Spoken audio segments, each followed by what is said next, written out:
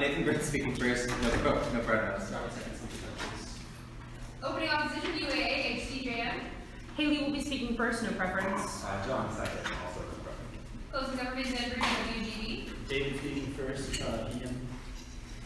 Gillian speaking second, she first. Closing opposition, PLU, SAAW. And Alex second, they So on the Baker's Mill, I use the time check app, which means if you're a D at 1 and D at 6, 2D at 7, at 7 you'll have the slow slap of shame and sit down and stop talking. Alright, without further ado, I'd like to invite the Prime Minister to open up the government bench right here.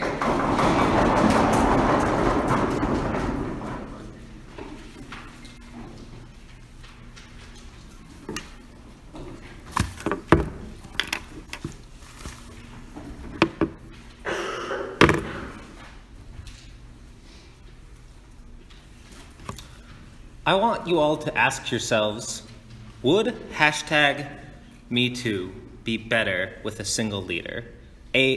Instead of being a decentralized message by which all people in society can talk about the horrific sexual practices that have continued to go on unaddressed in the shadows and then working together to do it, would it be better if there were a single leader, a single woman saying, I represent this movement on which those traditional forces in our society could heap all their scorn, derision, and dismissal? We fundamentally believe that movements that are not based around a leader, but rather based around a thesis, these are fundamentally better than those that are reliant on a leader and have a clear leadership structure. So, first off, for context, what are we talking about? We think that we're talking about #MeToo as the most successful example in the modern day, but we also think that we're talking about the Yellow Vest protests in France. This is a global issue. We think that we're talking about Black Lives Matter, and we think that we're talking about the Dreamer movement, right? We believe that each and every one of these issues is united not on saying, we follow this one particular person, that there is one leader.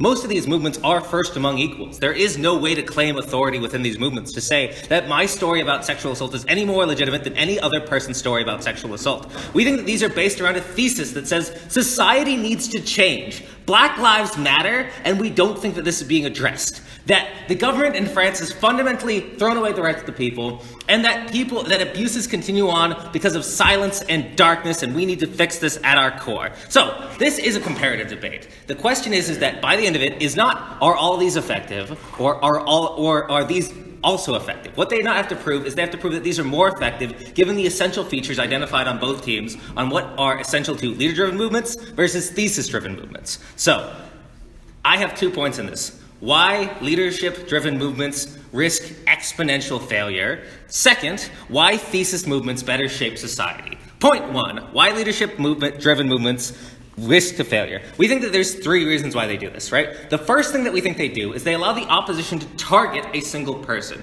We would note that it's wonderful that the Reverend Dr. Martin Luther King, for the most part, had a really clean life because the FBI was actively working to investigate him, to smear him, to dismiss not only him, but the very movement that he stood for, right? That we fundamentally believe that if we look at if there was a single woman representing #MeToo that was treated like they treated Dr. Christine Blasey Ford, where you have dismissal and this sort of thing. Let's look at Gamergate, where the question doesn't become, is there sexism in the video game industry that must be addressed, but rather becomes, is Anna Sarkeesian a liar and is she a good person? And with the thesis is dropped entirely. Before this, closing. Why do social movements arise in the first place? social movements arise in the first place because there are clear and present harms, and that we have a thesis in this. We think that hashtag Black Lives Matter emerges because this is not a truth that is shared with the police departments all over the world when they criminalize, over-police, and murder black bodies. We think that these are obvious. We don't think that you need a single person to start a social movement. We think that you require ills in our society that are so gross and apparent that they require rectification. Second reason why we think that leaderships fail. First up is that we think that leadership movements are organizations, and like all organizations, they run into leadership struggles and fights, right? Let's look at how Marx's dream of the utilitarian of the society becomes Leninism, becomes Stalinism, becomes Maoism, right? That we think that once there is a leader involved, leaders have egos. Leaders make mistakes. Leaders are not always saints. We recognize that Dr. Martin Luther King had extramarital affairs, and this fact has been used to smear him constantly by those that would dare attack either the legacy of such a great man or the incredible responsibility of what the depths of the issue that he tried to solve. John. Yeah, this is a particularly bad example because, yes, Martin Luther King was smeared by the FBI, and yet his civil rights movement was still successful. Yes. Well, we think that by and large, we think that the Black Panthers ended as an effective social force on the stage when their leader was assassinated, right? That fundamentally, Malcolm X was killed, and with it, the prominent Senate. You guys got two. So, moving on, last but not least, things is we think that we can stop purity tests, because when you have a structure, right? So let's talk about the civil rights movement, because instead of picking the first person who got kicked off a bus, they didn't do that. That there was a woman who refused to move before Rosa Parks, but she was an unwed mother, and they decided that this wouldn't make a good thing, right? That what purity movements allow is it means that things like the Democratic Party, even though it says that it's a big tent, really just is a bunch of rich white people at the top, because that's what's been decided to be the most electable. This allows purity tests to say, this is not a part of our movement. This allows the denouncement in the movement, that the egos implicit in the leadership allow for fractionalization all sorts of the place. We think that the greatest thing about hashtag MeToo is that every person is an equal member of it, that every single story matters, and it matters that you guys get out. So, why do thesis-driven movements better shape society? We think that's what do movements try to achieve? A, they try to raise social awareness of issues. B, they try to grow in numbers so they grow in efficacy. And C, they try to mobilize people to actions. Here's why social movements do this on all three grounds better. First, they force confrontation within society of the thesis, right? The thesis is advanced, not a person is advanced, right? The question posed by Black Lives Matter is to say, what do they or don't they? And instead of being able to smear somebody like they were able to smear Anita Sarkeesian, they have to say, well, we think blue lives matter too. We think that that directly forces the issue of the question is, are black bodies in the community being mistreated? We think that every bit of reporting on this focuses not on the individual, but necessarily has to focus on the thesis because there's no individual on this. Second, we think that the lack of purity tests means that everybody gets to feel involved, right? We'd hate to think that if there was a single leadership-centric hashtag MeToo, that they would turn around and weigh any story because the person telling that story is not the most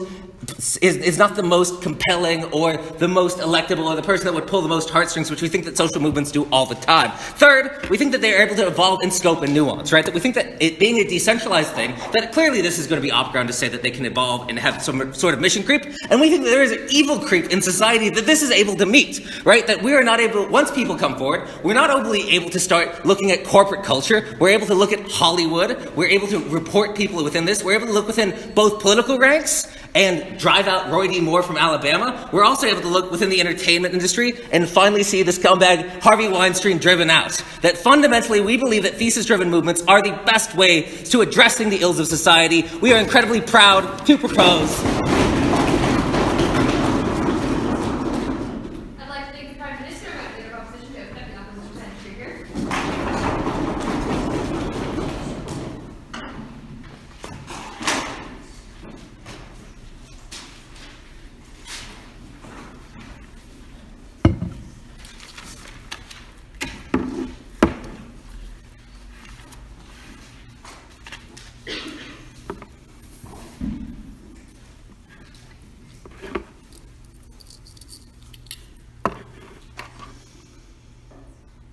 Opposition in this debate is not going to say that any thesis-driven movement has never achieved anything. We think that is a false comparative and an unfair one. But we think this is about how do we maintain the momentum that social movements create and allow for them to actually be successful in the long term. 2 points in this speech. First, clarification and context about what we think the role of social movements are in our society. But secondly, talking about how do we best change policies and opinions and under what kind of organization structure do we do so. First, clarifying it and contextualizing what we've heard so far. Out of the opening government, they say that the main problem whenever you have a leadership-based social movement is that leadership is open to scandal. First, we think there is a problem here because all social movements are open to scandal at the point that they challenge the status quo. We think it is unfair for them to say that just because Martin Luther King has maybe had things come out about him in recent years, that suddenly devalues all of the things that original social movement did. But secondly, the question is not whether or not how do we avoid scandal, but how do we bounce back best as a movement whenever that scandal has been revealed. Whenever you can transition to a second in command, we think you allow for the original momentum to go through unbothered. But secondly, talking a little bit more about the purpose of social movements. We think that social movements are unique and that they are the political arm of disenfranchised communities. We think that the complaints that social movements tend to make are not new and are not novel, but are things that communities have been railing against for decades. They seek change and enfranchisement for these very communities, and we think that they try and do so from a policy and opinion point. But secondly, how do we best define the success of a social movement and giving you the framework for this? We think it is by how do these social movements create that change and enfranchisement and ensure that momentum in the long term. The framework for this debate needs to be about what kind of organization for these movements best maintains stability in the long term in order to get a generation of awareness and dialogue, create and negotiate policy reform, and ensure lasting shift in social mentality, not at this time. Second, how do we change those policies and those opinions? First, we think you have to do so by informing and engaging the populace. We think that there's 2 points here. First, central leadership equals a cohesive mission statement, and secondly, that central leadership is easier for a populace to identify with. First, into why we think that central leadership allows for there to be a cohesive mission statement. We think that whenever we talk about things that are somewhat comparable with social movements, be they thesis-driven or organization-driven, we think a good example does come up out of the Black Lives Matter movement and the civil rights movement whenever it was headed by Martin Luther King Jr. We think the problem is that if I want to find out what Black Lives Matter stands for, I can go on Twitter and hear a version of any kind of issue that this community has problems with, but I don't know which one specifically Black Lives Matter is trying to change. Whereas with civil rights, it was easy to understand because they essentially had a policy campaign and they had a leadership allowing you to understand that. It is easy to watch a Martin Luther King speech and understand what the civil rights movement stands for. It is difficult to understand, especially in our modernizing world, what the Black Lives Matter movement stands for other than Black Lives Matter. But secondly, we think it's important to understand that we have to prevent fragmentation at all costs. We believe that this is because you lose legitimacy and the public perception of your organization whenever it seems like it is a constantly shifting mass and that there is not a cohesive mission statement. We think a lot of the reasons why we hear things like the Me Too movement and Black Lives Matter so easily dismissed by the very people they are trying to challenge and put out of control is because it is easy to look at this movement and say it is not a movement, it is just a protest, it has no long-term meaning. Back half. Who is more important to reach with the messaging that you're talking about? Potential entrants into the movement or the people that you're trying to fight against? We think that the people who believe these things are going to follow these movements regardless of what kind of leadership. We think it is important to talk about everyone that is not in these disenfranchised communities, these potential allies, and how we shift them. More on that in my second point here, of how central leadership is easier for a populace to identify with. We think that what decentralized movements do have to their credit is that they have initial visibility and they have those numbers in the beginning to have shock value. Whenever you see hundreds of thousands of people in Paris wearing yellow jackets, it is easy to understand the enormity of that problem, but the issue is that's all you get is initial shock value. You do not allow for that momentum to continue. We think that the problem is that we have to understand how do we best maintain that momentum. If it is unclear in the first place of what exactly you are standing for, and how for politicians to determine whether or not you're just angry versus whether or not you have an actual policy you are trying to change. Third, we think that your you're able to rope in other kinds of allies that might share similar parts of your identity, if not the core thesis of what you were fighting for. In the same way we thought that Martin Luther King Jr. was able to rope in other people that were pastors because he was able to relate to them with that identity, if not necessarily his African American one. But secondly, talking about how we best negotiate policies with the government, because that is what this debate is going to boil down to, is how do we actually create these political reforms to ensure that this change is maintained. First, talking broadly about how do we negotiate in a vacuum. In any kind of mediation or negotiation class, you learn that the most important thing is that you need a clear idea of the parameters and goals of each party. The problem is that whenever you have fragmentation, you never know if the person you are talking to as a politician is the person who is in charge or the person who is the one that is putting forward this mission statement. We think that this is not a list of demands whenever you have a thesis. Instead, this is an idea that you are asking for someone to recognize as valid. The problem with our government and the way that we conceptualize policies is that you have to speak the language of the oppressors in order to be taken seriously. We think it is a terrible truth, but we think what you need to do is understand that unless you are able to be seen as legitimate and perceived as legitimate by the government you are trying to challenge, you are never going to get into the door to sit at the table to negotiate these demands. But secondly, we think it's important to understand how much respect is earned whenever you're perceived as legitimate and the ability for you to project that legitimacy out. Whenever you have organized structures, you can do things like run campaigns, like political campaigns, that allow for the populace in general to understand what it is that you are advocating for. You are able to do things like put up posters and PSAs and talk broadly about why these things are important. Otherwise, we think that you tend to just be seen as a protest, as a group of individuals who all have different ideas, who all have their own thesis, and who are all, in a sense, the leader of that movement. The problem is that you never know who you're negotiating with, and you're never really quite sure about what policies and what changes they truly want. We think that what you end up doing on our side of the house is getting the best cohesion and allowing for that momentum to maintain, not for a year, not for 5 years, but into perpetuity. I'd like to thank the opposition, but Deputy Prime Minister, that's not happening over the case here.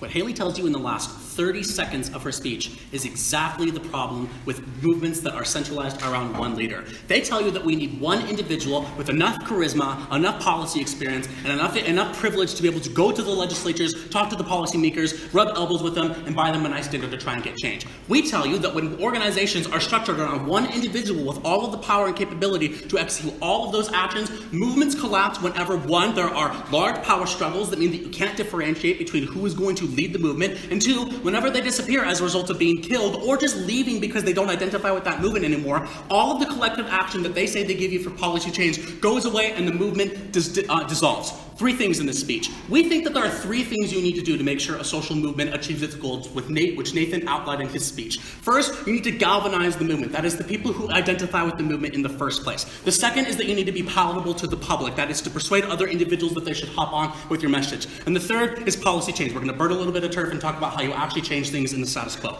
First of all, how do you galvanize the movement? The thing that you need to galvanize individuals to even get them on board, as closing opposition correctly identified, is a relatable, widespread message to identify with. The reason Hayley and John lose in this debate is because they don't engage with Nathan's analysis about how when there's a struggle over one person's experience and whether or not their person's experience relates or identifies with everyone else who would otherwise want to be in that movement, you don't get enough collective buy-in because some people think, oh, well, that's fine. This one individual's experience is interesting and maybe there's some problems in the status quo, but here's my experience. I didn't grow up in an urban center. I grew up in a rural area with a lot different socioeconomic dynamics. And unfortunately, I think this movement is about something that I'm not pretty sure if I can identify with. This sounds like really minute, specific stuff that doesn't matter in a debate, but this is the difference between whether or not someone signs a petition to enact change. This determines whether or not someone comes to a meeting in the first place so they can actually organize with other individuals and identify with the collective experience by which they execute their actions on. We think you get a large, wider palatability of galvanizing a movement when there's a thesis to identify with, not one individual's biography.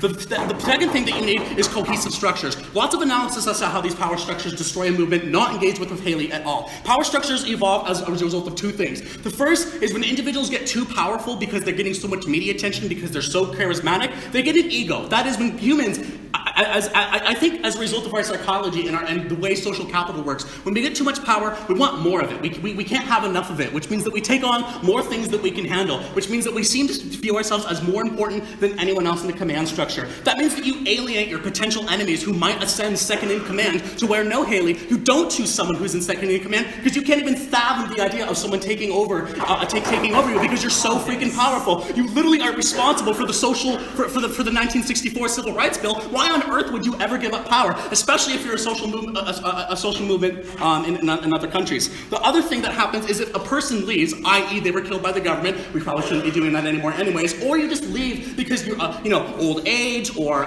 for some reason you just don't want to be a part of that movement anymore, which happens quite a lot. The entire command structure of the organization falls apart because everyone says, who's the new prophet? Where on earth am I supposed to direct my attention to? When everyone relies on directing their actions as a result of what one individual tells them to do, they are directionless and they don't know where to go. That's why movements fall apart, as Nathan tells you. That's why when Malcolm X left, the entire Black Panther movement fell apart. That's why when Castro got captured by the Cuban government in 1984, the movement fell apart for the first 6 to 7 years until he was let go, and then that's when they took Havana. But the movement falls apart at the point at which there's not an individual to command that structure.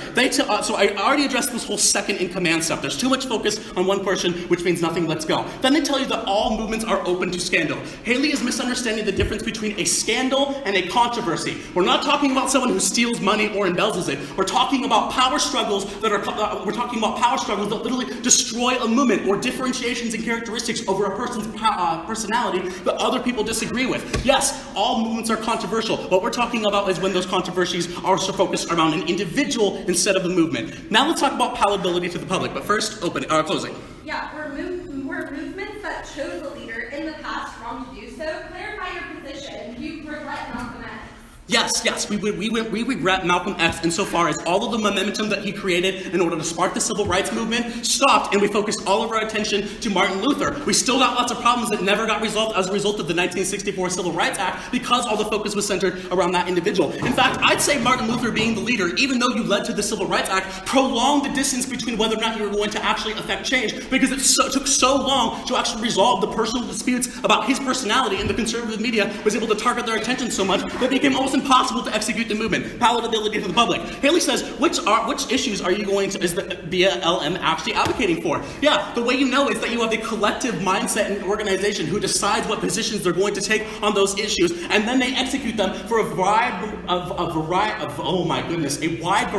of public members who use social media accounts, who canvass door to door. That's what grassroots change looks like, not following around one individual and watching whatever they do to try to figure out what you're going to do. The collective can decide what those messages are. But moreover, you're more able to allow the public to engage with an actual message. Because when you target one individual and not the message, you never actually hear what the argument is. We gave you the example. That was Christine Ford being lambasted by a bunch of old white conservatives in the Senate and having her experience delegitimized. It's so easy to take the focus away from the Me Too movement when you're talking about one person's experience instead of allowing all individuals who identify with the experience of sexual assault to jump on the wagon and actually affect some change. The comparative is that when you can engage with an argument and not a person, you're far more likely to be persuaded. That leads me to how you get some actual systematic policy change. Because the way that you get change is not one person negotiating with a bunch of white people and trying to play the oppressor's role. I think that needs to be justified for this to actually work in the debate. What happens is that people change their minds and they demand their legislature and they demand their local officials to actually do something about the problems they face. When more people jump on and identify with an actual problem, they're more likely to talk to representatives themselves. That means that lawmakers have to focus on re-election and actually decide what their constituents want. When all of those people buy into the Me Too movement, hell, when all those people buy into BLM, guess what happens? Body cams on police officers, increased interrogation of excessive force, the thing that we had a motion on, significant amounts of pressure onto whether or not the jury system is actually a palatable way by which we decide whether or not a black officer should get let off for killing a black man in cold blood. Those are the sorts of things that happen when more people identify not with just one person's experience, but with a thesis by which you know that everyone else can identify with, jump on board, and execute your action through. Insofar as lawmakers have to respond to that increased demand, which we tell you comparatively you're more likely to get insofar as you don't have one person who falls apart and thus dissolves the entire movement, I think you're perfectly justified in voting for movements that are far more likely to do that, which are ones that not focus on the single individual, but a thesis of mobilization by which people are inspired by, not one person who's doing all the work. As a result, I have never been more proud to propose an opening government. I'd like to take 5 minutes.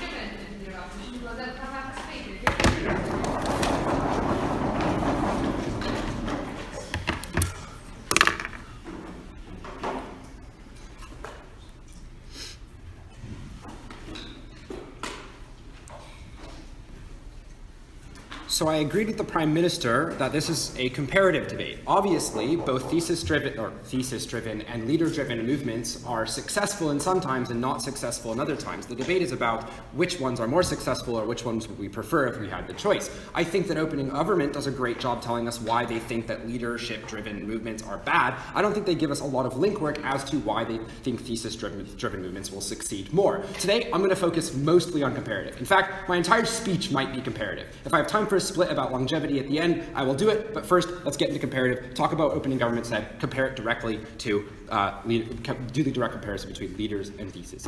Okay, firstly, I want to point out from Opening Government the false dichotomy, the concept that there's such thing as a thesis-driven movement and a leader-driven movement. I want to be clear that leader-driven movements are thesis-driven movements. The thesis is just established by that individual. That is to say, all the galvanizing factors they said about like having something to fight for is with a leader-driven movement. That thesis is just now represented by an individual putting that thesis together, representing that thesis. But secondly, I want to say why this is comparatively better to have that leader representing the thesis. Because now there's no question about what the thesis is. So for me, an uneducated white man, I honestly sometimes I'm not sure what the amorphous thesis of Black Lives Matter or the #MeToo movement is. But when comparatively, when there's a leader representing a thesis, I could have gone and watched a speech by Martin Luther King and got what the thesis could have been. This dichotomy is not thesis-driven movements and leader-driven movements. It's leader-driven movements versus movements without a central leader. Do not let them force that leader-driven movements have no theses. Secondly, Opening Government says that this allows for the targeting of those individuals. So this is probably one of their biggest impacts. If there's a leader, that means that leader can be defamed by the individuals who are trying to take down that movement.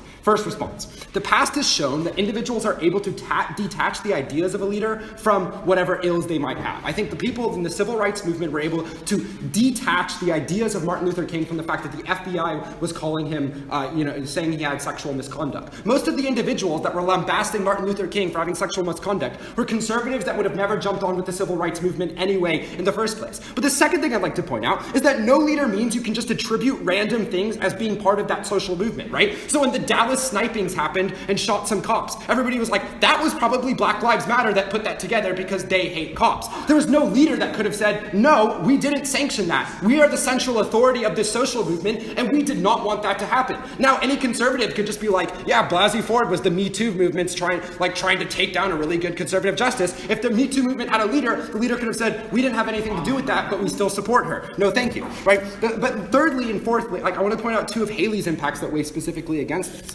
One, having an individual might be targeted. They could be targeted for good reasons as well. That is the individual that governments can now reach out to and negotiate with. If the government wants to think, how do I negotiate with the civil rights movement, they know exactly who they have to call, Martin Luther King Jr. That is uniquely an impact that only leadership movements get. But fourthly, it's an easy way for non-allies to learn about the movement. So conservatives are always going to hate Martin Luther King Jr. But for those moderates who haven't decided yet, they now have an easy way to go learn about that movement. I don't know if Black Lives Matter even has a website that I can go on to that's going to have the official doctrine, but I know the things that Martin Luther King Jr. wrote and the things that he said represent the civil rights movement. Leader-driven movements uniquely give individuals access from outside to what the thesis of that movement is.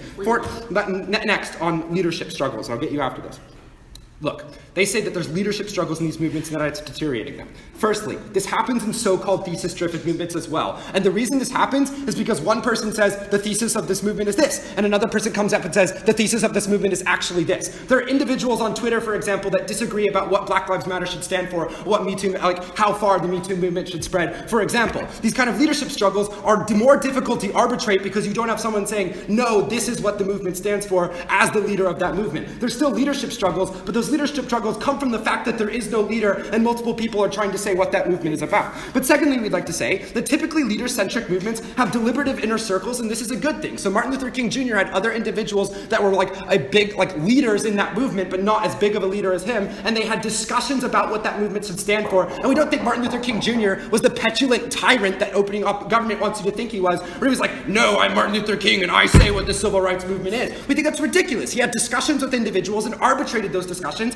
and that's a good thing. Opening. Why should everyone have to call Martin Luther King Jr. to decide what the policy is going to be, instead of inspiring people to actually contact the legislators in the first place, instead of waiting for Martin Luther King to take the first step. But the thing is we do both, right? Because we have the leader that you can contact, but he also has that thesis that gets people calling their legislators. It's not like people are sitting at home and like, oh, I shouldn't write to my legislator because Martin Luther King will do that for me. Individuals that are part of those social movements have that kind of thesis-driven power while also having a leader that can arbitrate on their behalf. The last thing I want to talk about is whether or not leaders push out outside voices. Like, look, consider the fact that outside voices might not always be beneficial to a social movement. They want to paint you the picture of like, oh, there's all these good things that can attach to this movement that this leader isn't allowing. There's also bad things that can attach to a movement. There could be individuals that say #MeToo, and it's, say like anti-transgender things as well. We think that leaders have the unique ability to say, that's not part of our movement. That's not part of what we stand for. And we think that ability to arbitrate with authority is a good thing, right? And secondly, we think leaders can uniquely prevent the fragmentation that social movements uniquely go through. And usually the real destructive force of the social movement is when the social movements can't coalesce together. The feminist movement has an extremely difficult time actually coalescing as one body because there's many disagreements within that movement. If that movement had a unified leader that can arbitrate between those disputes, perhaps that wouldn't happen. Okay. No, thank you. Let's talk about longevity. This is going to be the deputy leader of opposition split after doing all that comparison. Okay.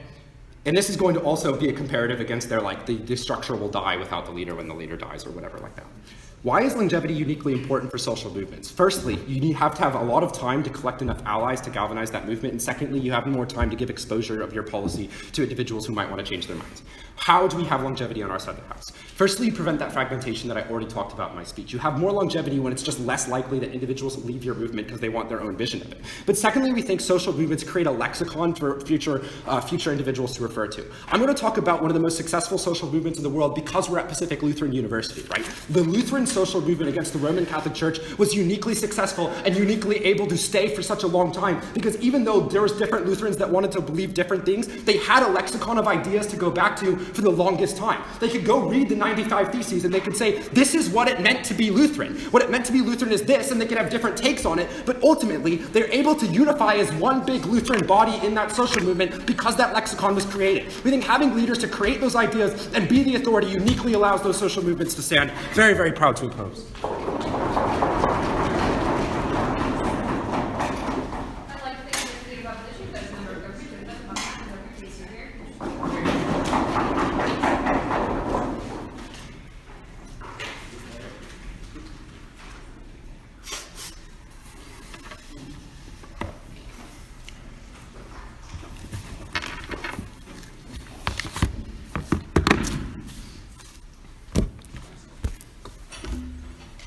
What's up, Blueberry?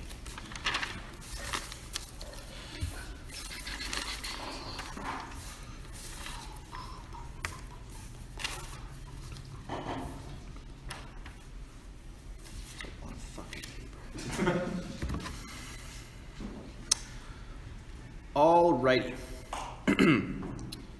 3 standards for a social movement. First is inclusivity, getting people to join in on the social movement. Second is short-term solvency. Its large bargaining power is more able to create short-term change that is representative of the social movement. Opening opposition only focuses on the outcomes of the social movement once it has originally achieved its goal. The third standard is long-term solvency, the ability to create change and adapt to the world around you as that world also adapts.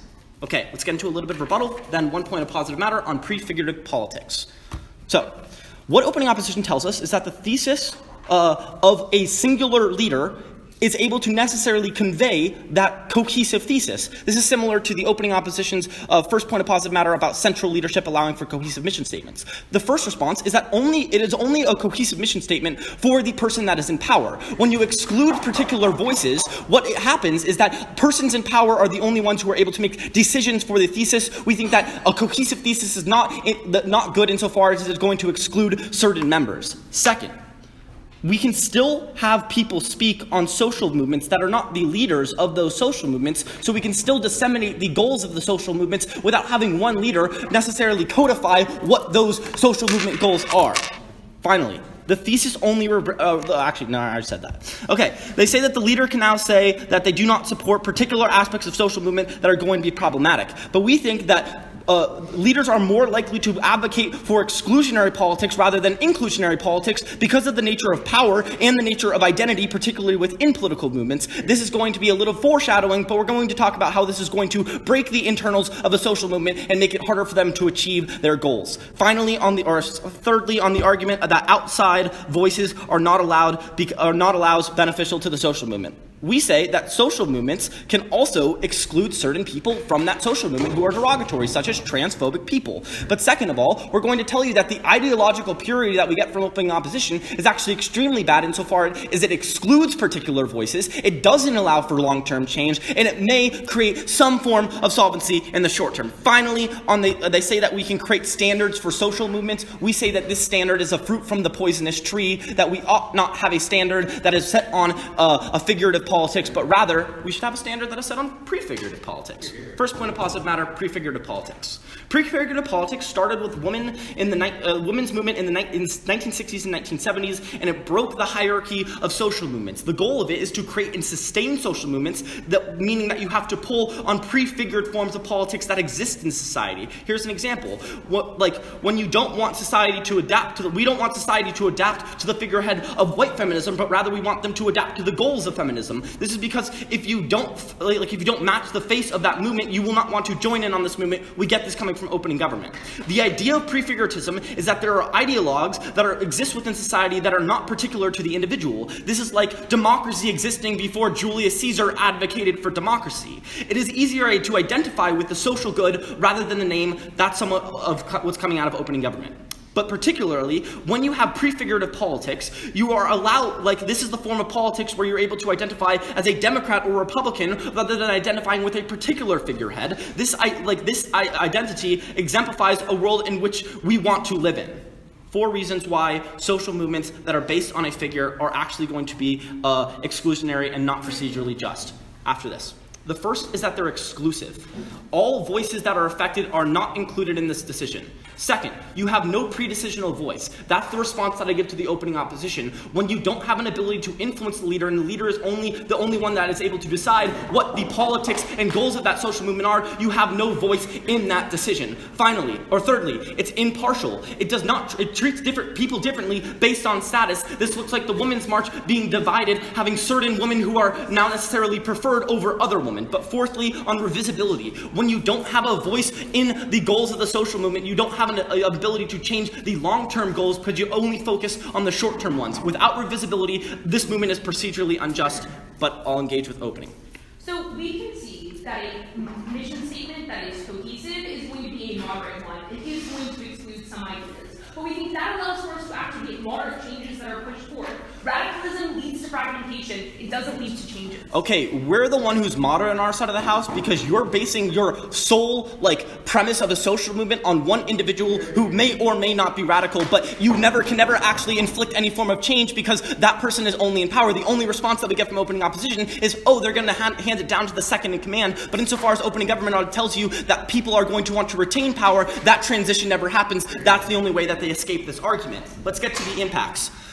All 4 of the things that I just told you are inverse in the world in which you have a social movement that is based on prefigurative politics. You have an inclusive world. You have a voice in which you have pre-decisional voice where you can now actually voice your opinion within the movement. I'm not going to take any more POIs. The process is also impartial because it doesn't treat people different based on their status. This means that if you are a white individual who's part of the white feminist movement, you do not necessarily have a different status in that movement. But finally, it's revisible because you have voice in the matter rather than just having a figurehead being able to decide. So not having a figurehead makes the social movement have power to progress and move beyond one issue. One figurehead is a particular product of a set of experiences, which means that the movement is only advocated through that lens. They may be able to achieve these goals in the short term. We may be able to concede a little bit of opening opposition's ground, but they cannot change after that. Long-termism is so much more important for the not only longevity, obviously, of a social movement, but also for the changing nature of the world. It's bad because as the world changes, you are not able to adapt. Even if the leader is able to get things in the short term, they are not able to change in the long term because their lived experience cannot change.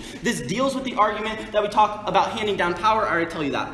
Let's talk about the 3 standards in today's debate. On the standard of inclusivity, opening government already tells you that movements with one leader will exclude people who do not look like or like that leader. on the standard of short term. This is a turn to the opening opposition's argument on central leadership leading to cohesive mission statements. When you have a change in the figurehead, it is necessarily going to divide the movement because, example, Women's March. Before the Women's March, they were able to claim no figurehead, but after, 4 women claimed that they were figureheads of the Women's March, which led to a division in the Women's March where you had 4 factionalized groups that turned opening opposition's case. Now it focuses on different issues, and it focuses on the differences between different social movements rather than the similarities. When you focus on prefigurative politics, you focus on the similarities between the social movements, not the differences. And on the standard of long-termism, we give you the comparative that we are concerned with the success and growth of the social movement. They are concerned with success and growth, but we are concerned with the internals. Having an internal social movement that is based on an ideology rather than an identity allows for a changing nature of that social movement that adapts to the world around it and doesn't stay stagnant.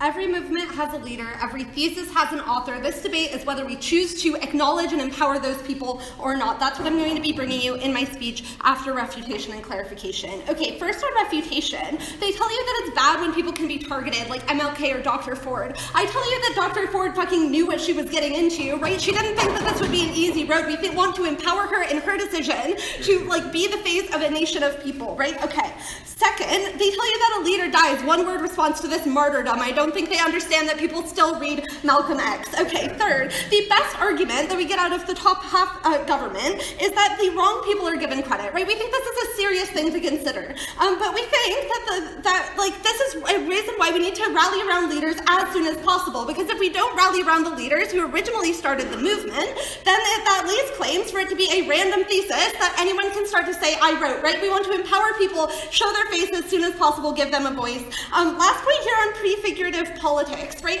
We think that individuals do promote a social good, and we're not killing like free thinking, right? People can still critically think. People don't have to rally around a leader. They can have a different social movement if they don't agree with it. We don't think that the leader is the end-all be-all, but we think it's important to acknowledge them as part of the movement. Okay, now a point of contextualization.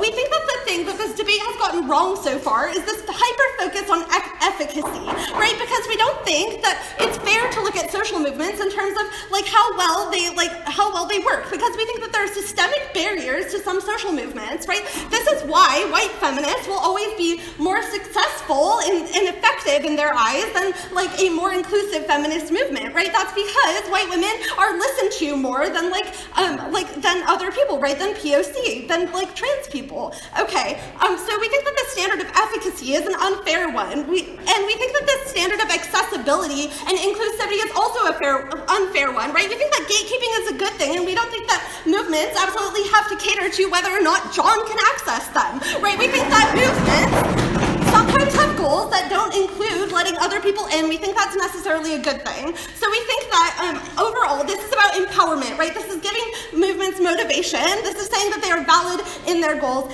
Okay, now I want to talk about the motivation behind the so all movements have leaders, they all have a thesis, that's what I'm bringing you. Before I go into that directly, I want to talk about the motivation that we see behind government's arguments, because we think it's coming from 2 places specifically. The first one is the desire to be able to erase movements more specifically, right? When people say that there shouldn't be a direct leader of a movement, we think that's because it's easier to disregard a movement, to not show that they are in the history books, as we kind of got out of our opening half, right? When there isn't a clear leader. Secondly, and more importantly though, we think that this is a fear of the disruptive self and the non-normative body, right? When they tell you about the ego of the leader like MLK, we see this as very racist, right? Because we think that it's disruptive and harmful to them to see a non-normative body being heard and being seen, right? We think that the ego of the leader, the non-normative body taking power is not necessarily a bad thing. We see this as an act of reclamation. They deserve to have a voice. Before I go on, sure, top half. All of this only comes to fruition if the leader of your movement is inclusive and intersectional, not a white feminist of the second white feminist. Okay, there's a difference between inclusivity and intersectionality. We see intersectionality as completely important, right? But we don't think that it's okay to say that movements can't have gatekeeping. Also, we're just really, I think I clarified, I think my ref was pretty clear to top half. Okay, so important here. We think that what's important is giving a name, a face, a voice to a movement, right? Why is this true? Well, we think that Black Lives Matter, the Women's March, the Yellow Vest protests, those all had leaders, right? The difference that you get in the government world is that those leaders did not get recognition. Let's look at Black Lives Matter. This started in 2013 after the deaths of Michael Brown, after the death of Eric Garner, right? Alicia Garza, Patricia Kular, Opal Tomati, right? These are the women of color who started Black Lives Matter. And it's a bad thing that those people did not get recognized, right? Their names deserve to be heard. We think that in 2016, when Kaepernick brought more attention to the movement, we think that that was a good thing, right? But we think that if we rallied around these women of color in the first place, their names would have been heard more, and we think that that is also a good thing. Okay, in 2017, the Women's March started, right? And this was a direct response to Trump getting elected. Teresa Shook, Vanessa Rubel, Evie Harmon, and Bob Bland, these are the 4 leaders who they say co-opted the movement and fractionalized it. First of all, that's not true. We think that these people are authentic leaders. Secondly, we think that fractionalizing here is a code word for making better, right? Because we think that OK Africa, Vanessa Rubel was the leader of OK Africa, right? Her being a leader of this movement made the movement more intersectional. It showed that the face of this movement was not just white people, right? We think that this was absolutely a good thing. 2018, the Yellow Vest protests, right? These were a lot of people from rural areas in France, Eric Drouet and Priscilla Ladusky, right? These are the people who made the choice to mobilize on Facebook and make actual changes. There's a reason why I just listed a bunch of names for you. It's because we don't want to have a performative contradiction here, because we see it as necessarily important to hear these names, to associate them with these movements, because we don't think it was acceptable that the info slide said that there wasn't any faces attributed to these movements, right? There was leaders. The difference here is that they are choosing not to recognize them. Why is it important to give people a name, a face, and a voice? Why is it important to recognize who wrote the thesis?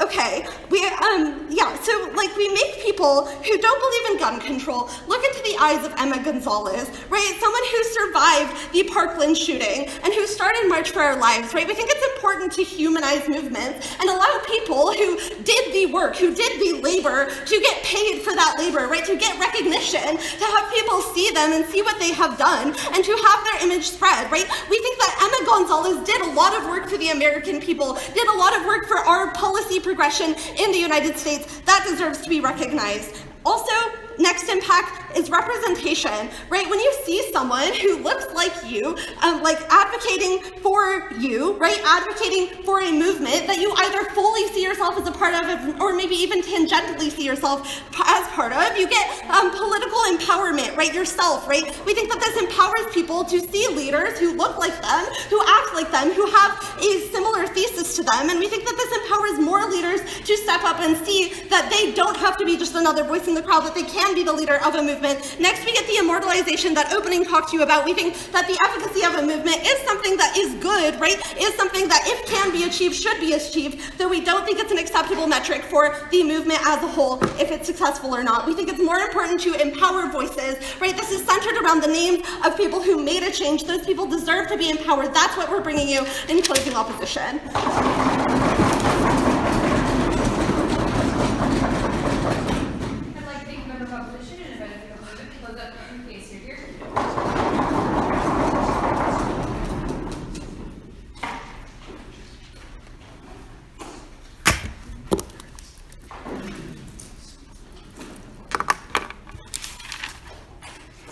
Great.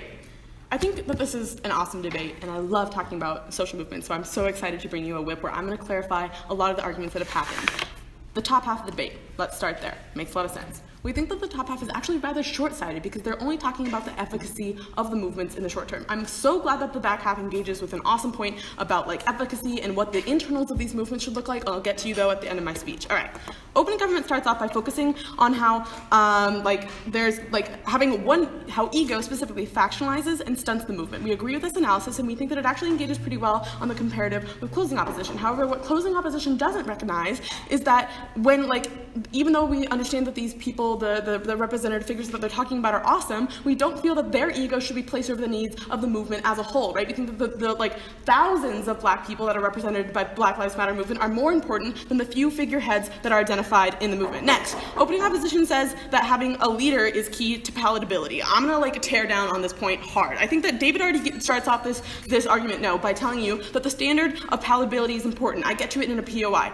When you cater to the language of the state and the oppressor, you engage in a form of respectability politics. The problem with respectability politics is that it's a goalpost that's always moving backwards. The fact that the state gets to decide what is a good form of social movement and what is not a good form of social movement is ridiculous. This means that what's like today, it might be inconvenient for the state for you to march on the mall, but tomorrow it might be inconvenient for the state if you're publishing bad things about the state in a newspaper. This is the type of like trend that you get when you get to respectability politics. Next, opening opposition says that people who engage in the movement will follow it with or without a figurehead. This is really important. I'm going to keep going back to David's example of the Women's March. When he tells you the Women's March was introduced as a figureless movement where like a bunch of women really did enter into the Women's March, but once the 4 leaders of the Women's March came forward and said, you know, we are the leaders of the Women's March, people like Tamika D. Mallory got shredded for her hypothetical anti-Semitic views. This means that the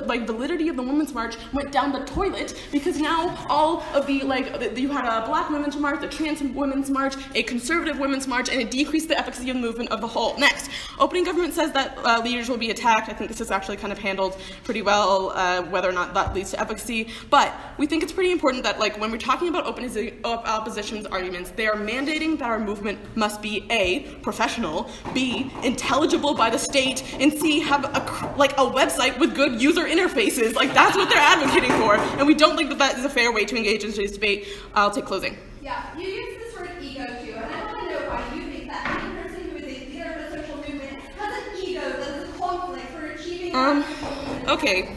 I kind of feel like opening government actually really answers this when they tell you that like people with power tend to get corrupted. I don't think that that's unique to anybody of any particular creed. I think that that's just true. Lastly, opening opposition says that they don't people who aren't ideologically pure in the movement. We think that's ridiculous. David tells you why. Let's tell you more things about why David's speech is awesome. Pay attention to the 3 standards that he gives you at the top and the bottom of his argument. I think that the top half of the debate is a lot about the first 2 standards. They're a lot about maybe or not it's inclusive and maybe or not it's short term. Pay attention that David is the only one in today's debate that brings you the long-term solvency of a movement. Yes, John, you say it for a minute at the end of your speech, but I don't think that's enough. I'll take you now. Yeah, so the problem with your extension and opening government is that you rely on inclusivity being an intrinsic good. There are certain ideas that a movement shouldn't entertain, and leaders allow the arbitration. Yeah, so I already answered that when I told you that the same justification that you're using is the same reason why the Women's March says that they don't want conservative women in the Women's March, because it's against the aims of feminism, right? Feminism is supposed to be inclusive. David already gives you analysis about in order to achieve solvency, you need critical mass, which means that you need the most amount of people. However, David also tells you that inclusivity is a good thing because it leads to cohesion within the movement. If you have 2 fragmented movements, they're never going to get along.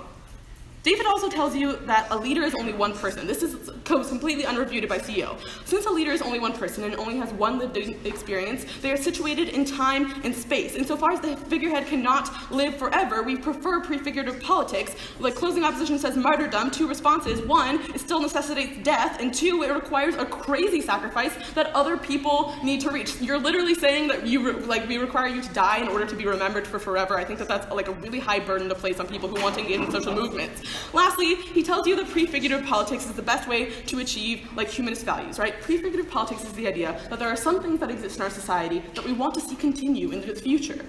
It doesn't say that there are certain individuals in society whose ideology we want replicated over and over again. It says that we can only envision a world in a way that produces a better future when we're able to separate people from their ideas and understand that people are not the same product with their ideas. Let's go to CEO.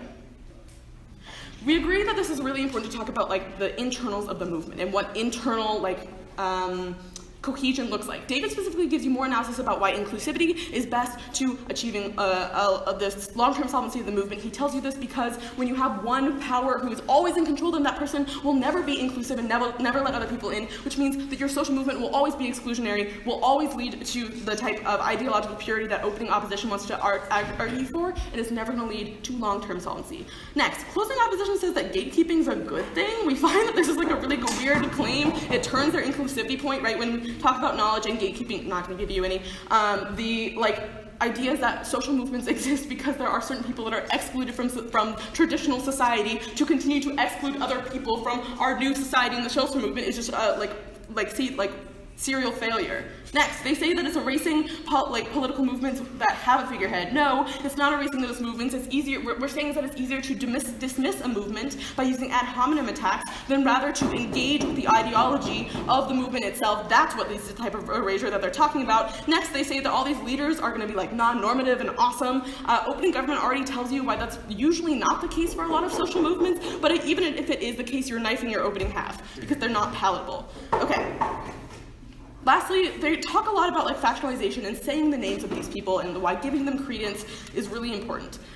The problem that I'm telling you is that, yes, I think that these people do deserve recognition for the work that they've put in. But when you make that person the figurehead, you make them a target. This is the Tamika D. Mallory example. What I'm telling you is that when you have two factions, when you now have the Black Women's March, the Trans Women's March, and the whatever the other one I said earlier, it leads to infighting against these groups for power. Insofar as these groups should be working together to fight against the state, now these groups are fighting against each other. This is the reason that factionalism means that long-term solvency will never occur, and this is why David is winning this debate when he tells you that the internals of the movement and internal inclusivity is vitally important to ensuring the long-term success of a social movement. I'd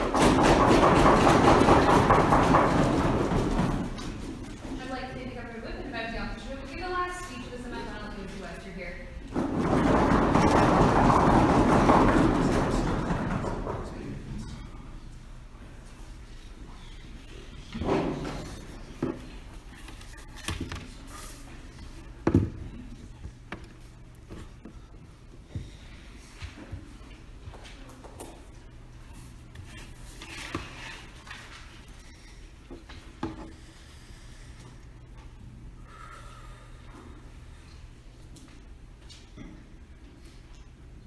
Few things you're going to be getting out of the opposition whip. First is a point of framing about efficacy versus integrity. Then I'm going to be going into a quick address of the knife accusation we get out of the Gov whip, and then 3 points overall in the debate, which is going to be inclusivity, acknowledgement, and empowerment. So first, Summer brings you some of the most important analysis in this debate when she tells you that efficacy is not a good comparative. This knocks opening government out of the round on face, right? The reason she says is because protests like the Yellow Vest protest will always be covered more objectively than movements like Black Lives Matter, right? It doesn't matter how hard they work to be effective. There are systemic barriers and inequities that are necessarily going to stratify them, right? We tell you that the Yellow Vest protests is about cis white men who don't want to pay taxes. It's not about Black people who want police to stop fucking killing them, okay? So we think that these inequities are incredibly important, right? We tell you that one of these is always going to be covered fairly by media. The other is going to be called a terrorist organization.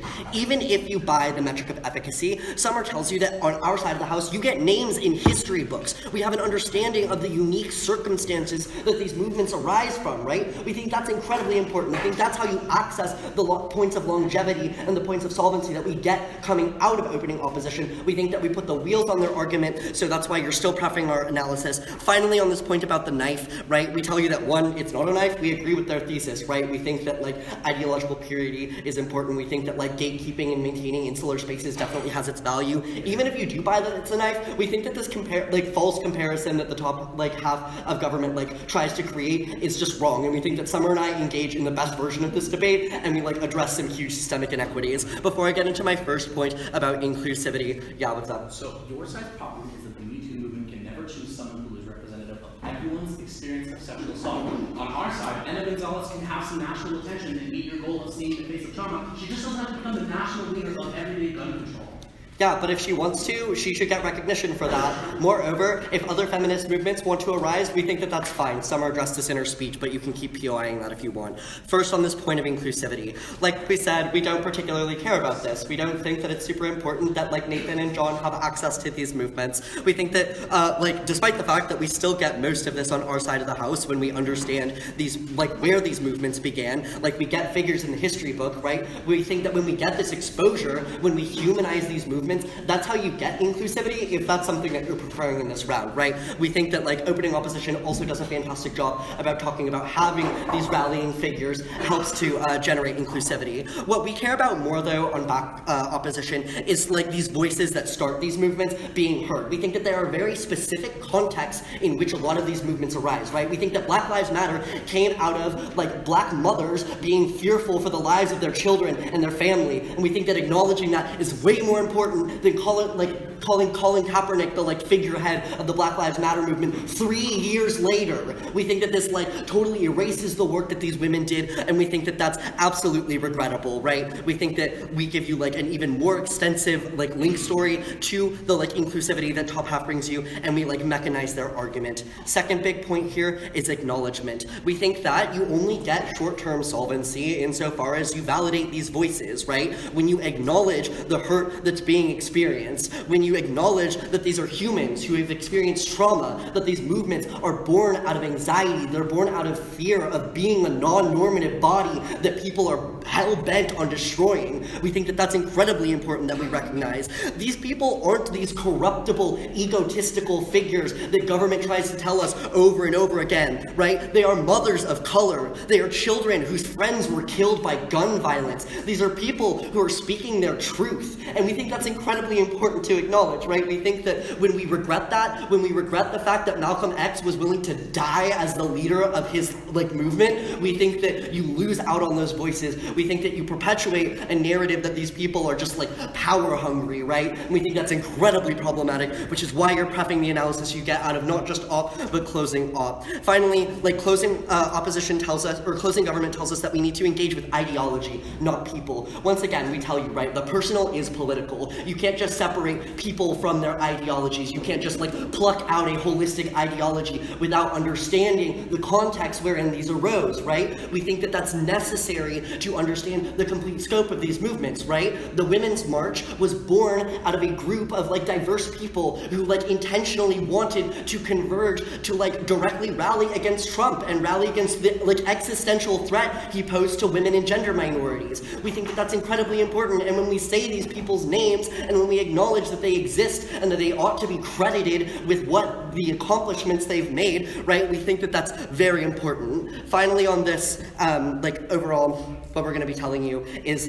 the biggest impact you're getting out of this round is empowerment, right? This is another area where Summer really shines. We tell you that empowerment, things like that, right, it's long lasting. When you feel empowered by the changes you see, when you see yourself represented in movements, when you see that people are being acknowledged for the hard work that they're doing and the emotional labor that they're doing, that makes other people want to create a change. We think that's really important, right? When the leaders of the Women's March are acknowledged for the work that they've done, more people start their own movements. More people join in with these movements. We think that this is how you get both the points on membership and growth that everybody in this round is really concerned about, right? I think that at the whole of it, all of us believe that these social movements are really important, and we want them to succeed while also benefiting the people who they seek to empower, right? We think that this is where Summer's analysis succeeds.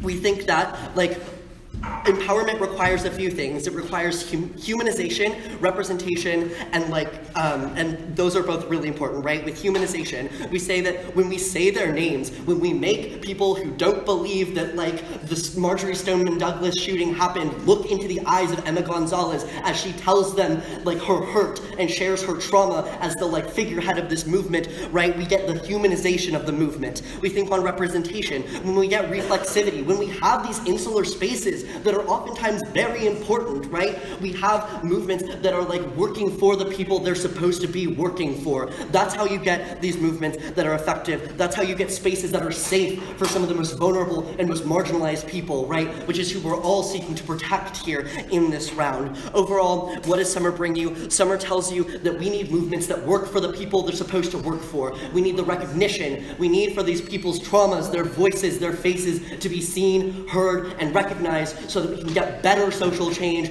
both in the status quo and going forward. It's for the preceding reasons you're voting not just opposition, but closing opposition. Thank you.